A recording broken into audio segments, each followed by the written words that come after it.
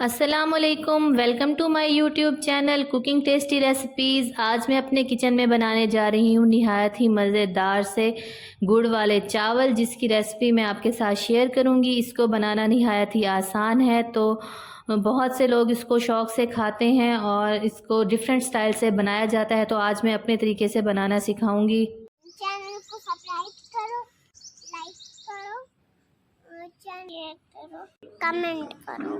सबसे पहले गुड़ वाले चावल तैयार करने के लिए हम इसका शीरा तैयार कर लेंगे। गुड़ को मेल्ट कर लेंगे। एक पैन के अंदर तकरीबन मेरे पास 1 किलो के करीब है गुड़। तो ये देखें, गुड़ को मैं पैन के अंदर ऐड कर लूँगी और इसके अंदर ऐड करूँगी 2 कप के करीब मेरे पास पानी है। 1 किलो गुड़ के लिए और 1 किलो राइस के लिए ये बिल्कुल परफेक्ट रेसिपी है। आप 1 किलो राइस लें और 1 किलो ही गुड़ उसमें ऐड करें। अगर आप हाफ़ केजी ले रही हैं तो गुड़ भी आप इसमें हाफ़ केजी ही लें। तो अब हम गुड़ को उस वक्त तक कुक कर लेंगे जब तक ये अच्छे से मेल्ट नहीं हो जाता।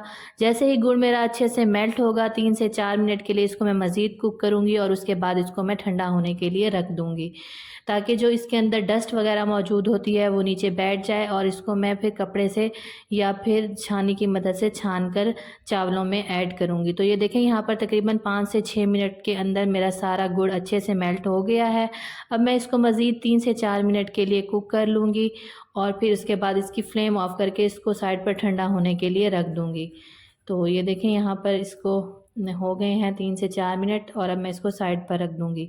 दूसरी तरफ मैं अपने एक बर्तन के अंदर चावलों को कुक करने के लिए मैं यहाँ पर पानी ले लूँगी। चावल मेरे पास 1 केजी हैं, तो इसमें मैं 1.5 लीटर के करीब पानी ऐड करूँगी। जैसे ही पानी के अंदर बॉयल आएगा, चावलों को मैंने अच्छे से वॉश कर लिया था और आधा घंटा पहले ही भिगो कर रख दिया था। अब मैं इसके अंदर ऐड करके इसको अच्छे से कुक कर लूँगी। हम इसको बिल्कुल भी इसकी एक आधी कनी कच्ची नहीं रखेंगे। हम इसको टोटल जिस तरह हम लोग कुक करते हैं उसी तरह ही मैं चावलों को कुक कर लूँगी। तो ये देखें, यहाँ पर तकरीबन हो गए हैं इसको 5 मिनट और अब हम राइस को चेक कर लेंगे कि ये कितने डन हुए हैं।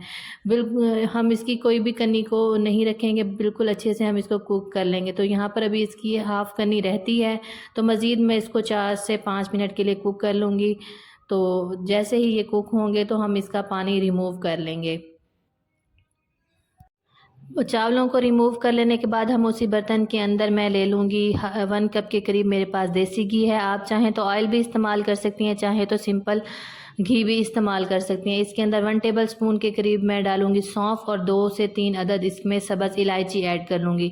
3 से 4 मिनट इनको अच्छे से कुक कर लेने के बाद इसके अंदर मैं ऐड करूँगी शीरा। शीरे को मैं अच्छे से छान लूँगी। तो यहाँ पर शीरा मेरा हल्का सा ठंडा हो गया। आप चाहें तो मलमल के कपड़े की मदद से भी इसको छान सकते हैं।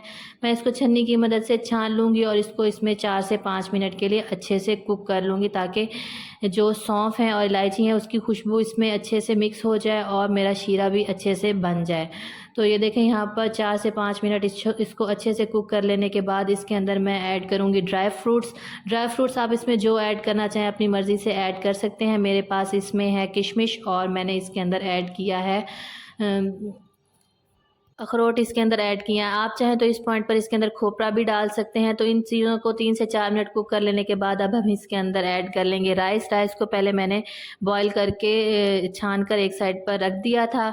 तो अब चावल डाल लेने के बाद इसको हम एहतियात के साथ इस पानी के अंदर मिक्स कर लेंगे शीरे के अंदर, ताकि बहुत ज़्यादा चम्मच हम नहीं चलाएँगे, नहीं तो चावल टूट जाएंगे। और बहुत ज़्यादा देर भी हम इसको कुक नहीं करेंगे, इससे चावल हमारा सख्त हो जाएगा। तो 3 से 4 मिनट इसको कुक कर लेने के बाद इसके अंदर हल्के से बबल्स बनना स्टार्ट हो जाएंगे। ये बबल्स शीरे के होंगे, तो इसका जो पानी एक्स्ट्रा शीरा है उसको हल्का सा ड्राई कर लेने के बाद हम इसको दम पर रख देंगे। तो ये देखें, यहाँ पर मैंने इसको अच्छे से मिक्स कर लिया है।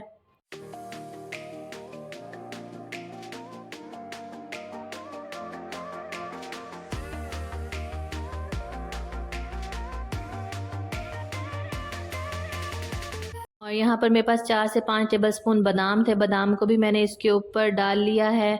तो अब इसके बाद इसका पानी खुश्क कर लेने के बाद मैं इसको दम पर ठहरा दूँगी तकरीबन 15 मिनट के लिए लो टू मीडियम फ्लेम पर। तो ये देखें, यहाँ पर इसका पानी आलमोस्ट खुश्क हो चुका है और अब मैं इसको कवर करके दम लगा दूँगी 15 से 20 मिनट के लिए।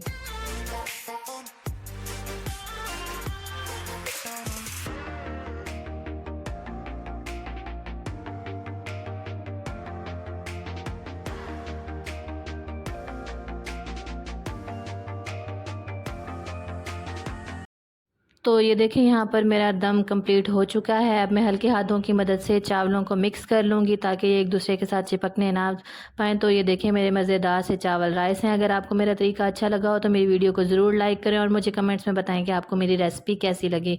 अब मैं इसको बादाम के साथ गार्निश कर लूँगी और ये देखें मेरे मज़ेदार से राइस रेडी हैं। इसके साथ ही मुझे इजाज़त दें। अल्लाह हाफ़िज़।